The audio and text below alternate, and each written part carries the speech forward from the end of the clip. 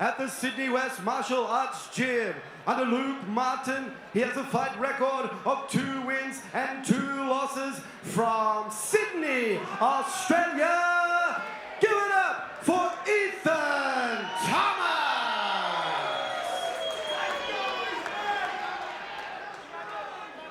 And his opponent in the red corner, weighing in at 66.1 kilos, trains in the Korean top team. He has 2 fights for 2 wins, hailing from Seoul, South Korea. Ladies and gentlemen, this is Hyeon Seok Seong. And when the action begins, your referee, Nikhil Melody. Ethan Thomas sporting the all-black shorts with the blue trim rather. Song. Buddy, you ready? Let's go, round 1. Also with the Jitsi Club, all black everything with the red chin out of the red corner. Stiff jab lands for Thomas early and he shoots deep on those hips. Nice overhook defense there from Hyeon to get him off the thing, but oh my goodness. Well, we spoke about his wrestling credentials and we're seeing it early in round 1. He's wasting no time getting to work on the Korean native. Absolutely, a 2019 national champion. You're seeing it there. Land a stiff jab, get him up against the cage and start going to work. I mean, seems like the game plan has started just as it was intended here by Ethan Thomas. Matchup here this evening, once again, proudly brought to you by proper number 12 Irish whiskey. Constant pressure for Thomas. And we saw his teammate and brother. It was a tough ask for Jordan Thomas early on in our first bout against Dom Marfan, but it seems to be a different story for Ethan here in round 1 as they separate. Right hand lands for Thomas. Relentless early in round 1. Yeah, that jab looks powerful. It's snapping the head back of Hyeon, but still, you can see the game plan here for Ethan Thomas. He's having success on the feet, but he's quite keen to get this up against the cage, get it down to the canvas and implement that black belt in Brazilian Jiu-Jitsu tee. Well, you mentioned it, didn't you, Blake? You said that he's got those credentials and not to underestimate him when it comes to the grappling exchanges, and he's just controlling everything at the moment.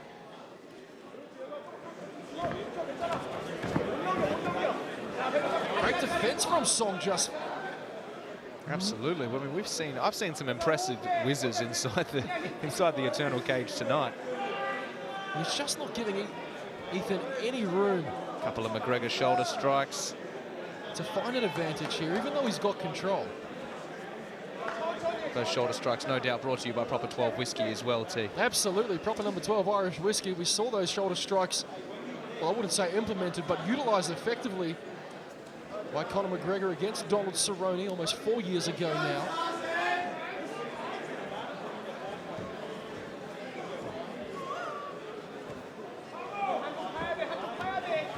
Song proving a tough customer. Absolutely. It's a ragdoll to the canvas, but Thomas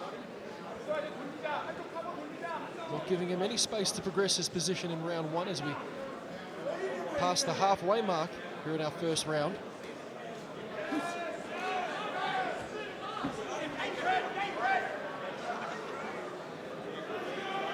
With these credentialed wrestlers and grapplers that we have in Ethan Thomas, it's just they cannot be deterred, you know.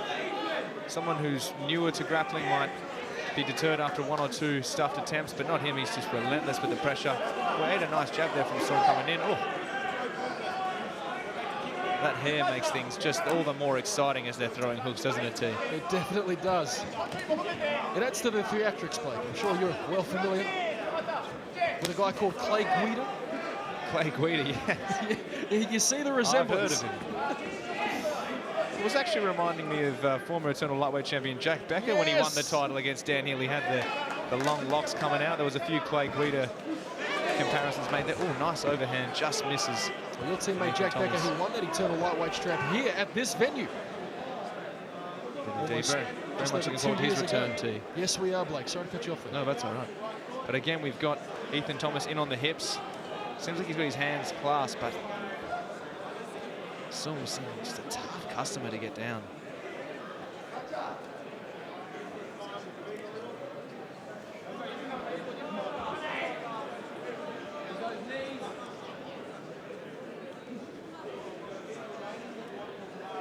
minute left.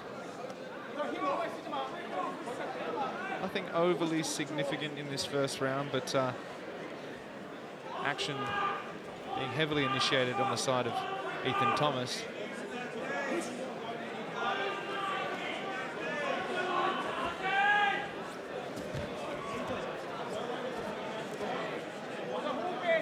"30 seconds in round one, and in the eyes of the judges, Blake, this is good for Ethan Thomas."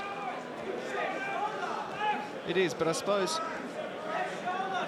you're feeling the game plan be implemented if you're on the side of Seong, and you've shown that you can stuff a few takedowns. So coming out in rounds 2 and 3, what are you going to change up? What's going to be a little bit different? I'm excited to see. You have to think that distance is the main thing. You don't want to give Thomas any reason to get to your hips and then get that body lock, because it's almost a stalemate position when Randy and Jason Sklar bring their brilliant blend of satire, fun, and deep appreciation for the history of the UFC as they dive deep into the UFC Fight Pass archives and provide comedic commentary. And from one comedian to another, Blake, the Sklar brothers, they know how to handle a microphone, to say the least. Absolutely they do, and it is becoming borderline criminal how many comedians are getting their chance to analyze fights, but happy to be part of it tonight. No, I must say that you are certainly adding some color to our commentary, and your fight analysis has been on point throughout the show. So we appreciate you, not just from here at home, but cage side as well, Blake Richardson. Oh, I appreciate that very much. Trying to provide color commentary, but I've only got white on my belt to contribute to the colors there in this fight. But our fighters doing a great job tonight here at Eternal 77, and Thomas and Seong all in the pocket there, exchanging heavier. Oh, there we go. Now to the back is Ethan Thomas. Let's see if he can implement that jiu-jitsu black belt and get him down to the canvas.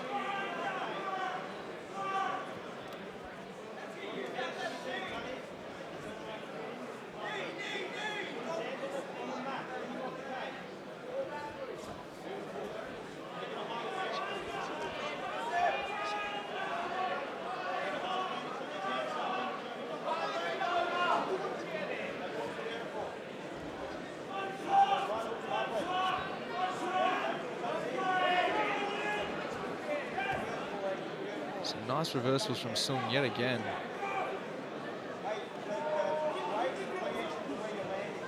Thomas is having success on the feet when he disengages to exchange. I would like to see him possibly get a bit more respect with the hands up top, and then it's going to open up those hips a little bit more. But just as I say that, seems to be in on a high single.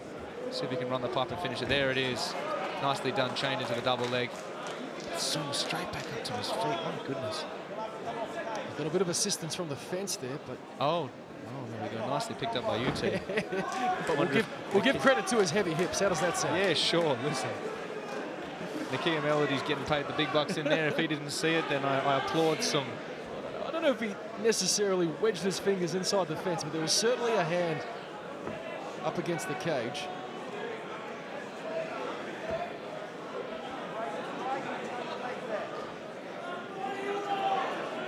A reminder, fight fans, Eternal 80, it all goes down in Perth, Western Australia. We make the trip once again across the Nullarbor Plain. Saturday, October the 28th. Eternal Flyweight Championship on the line between Anthony Drilich and Frank Jankowski. That Eternal Flyweight belt vacated by now ranked UFC Flyweight contender Stephen Erceg. Blake Richardson, he was a great Eternal champion, and I dare say he's en route to become a great UFC Flyweight champion one day. Well, it's been absolutely amazing. I mean, I was recently informed of the statistic by Eternal director by Cam O'Neill that Eternal champions that have been signed directly to the UFC are 11-1 in their record. I mean, it just speaks volume to the quality that is produced here at Eternal MMA that go on to the bigger promotions in the UFC. But as we mentioned here, Ethan Thomas has now got the back body triangle is locked up on Seong, finally able to get a dominant position here in this fight and implement some of that aforementioned credential jiu-jitsu. He's got just under 90 seconds left in round two to work here. The body triangle going to be incredibly difficult for Seong to escape. Total control for Thomas thus far. But I want to go back to that record you spoke of, 11-1 for Eternal champions in the UFC. Not to mention 2 back-to-back Rookie of the Years. And listen, I mean, it's not too late to say. I believe that if Hyeon Seok remains active, he could possibly be in contention for another Rookie of the Year. Eternal MMA possibly putting forward 3 Rookies of the Year consecutively. I don't believe any promotion's done 2 Rookie of the Years consecutively, but 3. Now they're just showing off too. Well, you can see why Dana White and the UFC, they want to exploit this part of the world in the Southern Hemisphere, Australia and New Zealand, producing the very best talent the world has to offer. But we come back to the action here. Ethan Thomas looked like he had a rear naked choke clamped on pretty tight there, Blake. Absolutely. I got really excited. Sorry to interrupt you there, T, but nice reversal there from Seong.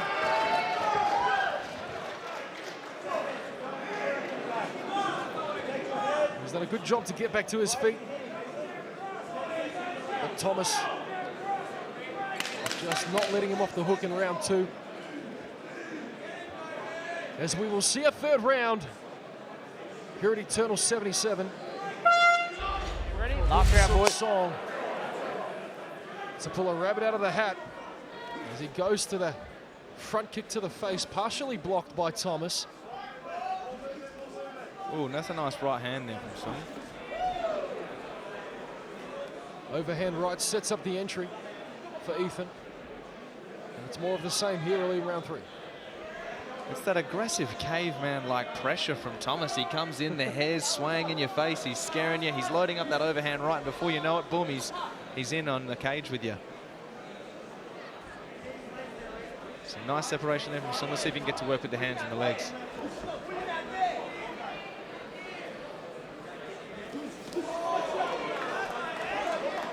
Straight right hand down the middle lands for Thomas. Just changing jabs there. Big right hand again for Ethan Thomas.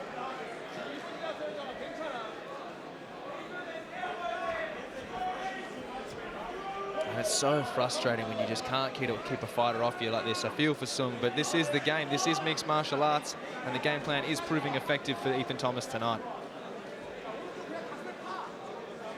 The wet blanket in the form of Ethan Thomas not going away. Seong still well and truly in this fight, but he's got to get off the cage. We saw his coach in the corner saying, you've got to give me something special. And he's got to take something special against a special fighter like Ethan Thomas if Seong wants to walk away with a victory here. Absolutely, and like we alluded to in the fighter walkouts, Ethan Thomas, he's faced a who's who in the previous parts of his career. Caleb Rideout, Blake Donnelly, David Martinez, these guys, he's faced some high-level competition, and he's making his return here to the Eternal Cage and trying to make a statement here with Seong, but Seong proving pretty tough to be made a statement of.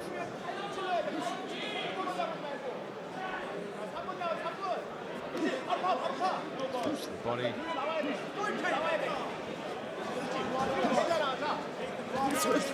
Nice right hand landed for Seong, but Ethan eats it like it's nothing, and Thomas manages to grab a single. Oh, straight step over to mount there from Thomas. Wow. That was slick. And if he can cross those legs, Blake, he's got what we call the Dagestani mermaid. Oh, the least sexy creature in the ocean. Isolating both legs of Seong right in front of director Cam O'Neill, watching intensely. No doubt he'll be happy with the action he's seen, both on our prelims and our main card here tonight, Blake. Oh, listen, it's one of the reasons I got into this business, is to make Cam O'Neill happy, and the fighters have done that tonight. I love to see the man excited, but yeah, he's watching closely at the action here. I know he spoke about the excitement he was sharing to see both the Thomas brothers get inside the Eternal Cage tonight on the same card, and hopefully it's something we'll see more of in the near future. But can we take a second to just take a look at what Cam and Ben have built over the past 11 years? I mean, you talk about that record, 11-1. Yes. 11-1 is the record of Eternal champions in the UFC. I mean, name some of them. Jack Jenkins, Hyeon Seok, Shannon Ross, Casey O'Neill, Jack Della Maddalena, who I like to call JDM. I mean, the list goes on. Sean Etchell, the road to UFC in Singapore. Absolutely. Unsuccessful. We get to see him back on Eternal again, but Eternal continues to churn out the very best that the Southern Hemisphere has to offer, and Cam and Ben are at the forefront of that. And it's been a labour of love, you know. I mean, it's been inspiring to be. I've only been in the show for the last 9. Only been with the organisation for the last 9 shows, rather, but it's been an absolute privilege, and to see the labour of love that comes in from all sides, from Cam and Ben and the matchmakers to the staff here. I mean, it's the results speak for themselves, but just as we like to get talking about the love of Eternal MMA, T, Ethan Thomas likes to take the back. He does, and he wrapped on that body triangle straight away. Perfect technique. Well, he's got 60 seconds to try and do something with it.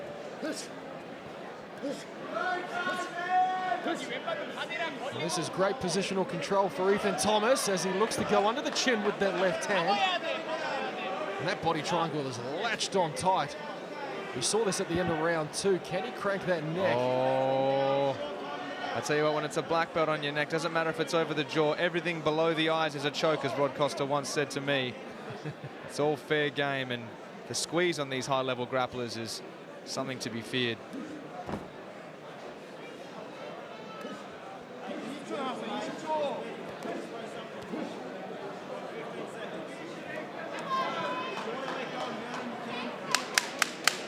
Final 10 seconds of round 3. It has been all Ethan Thomas, and I don't think we're going to see any surprises when we go to the judges' scorecards for a decision.